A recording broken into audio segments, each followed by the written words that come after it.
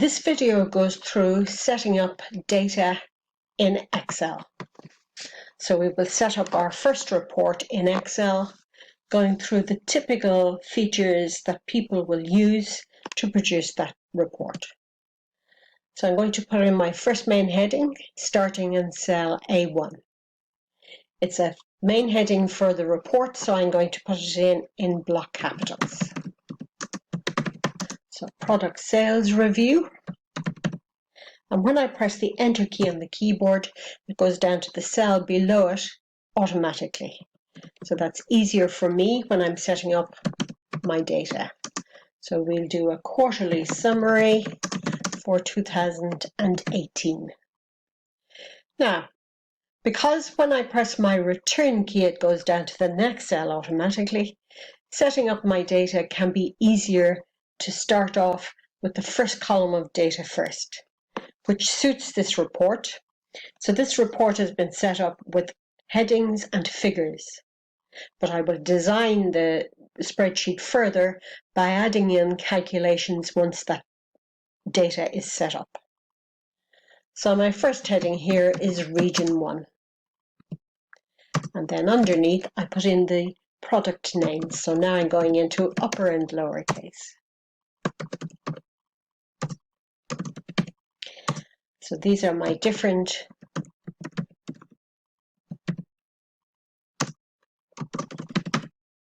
so there are my different products there. And down below, I'm just going to put in Region 2, but I'll leave that alone for a moment now. So the first thing we see is that headings, my heading here is in cell A1, but in fact, the heading has spanned across cells B and C also. And likewise here, the cell finishes at that point. The width of that cell finishes there. Now with headings, main headings, I don't need to adjust that cell there. However, I could do. You place the cursor between the column letters A and B, and if I click and drag the cell, you'll see it will adjust it to fit the longest entry there. Or in fact, sorry, to manually adjust it, I would have to do that.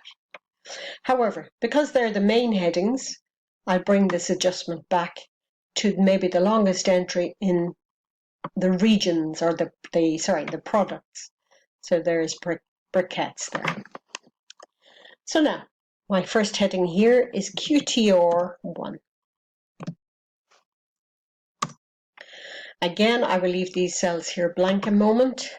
And my next heading going in is in capitals, net sales. The next one will be that, and then the @ symbol. Make sure you leave the space when you're using the @ symbols there at 21%. And my final heading will be total. Okay, so now we can see here my column width is not wide enough here. And a very handy way of adjusting my column width there is to place the cursor between the two columns and double click. That adjusts it to fit the longest entry in the cell. If you want to, you can just click and drag it slightly further to give yourself a bit more space if you need to. Okay. Now I'm going to put in the figures here, so I'll just run through the figures that I have on my...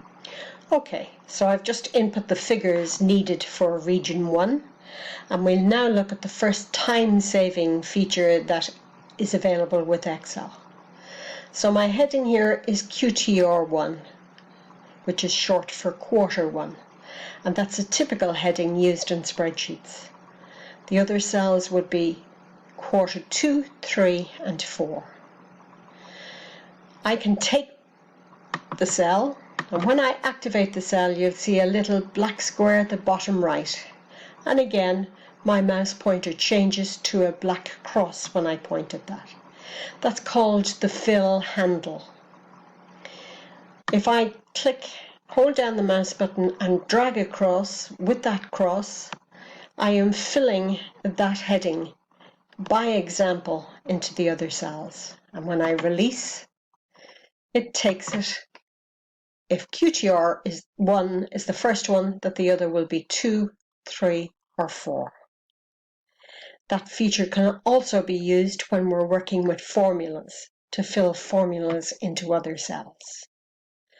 So again, just let me do that in this cell here. So I'll put in the first heading, QTR1.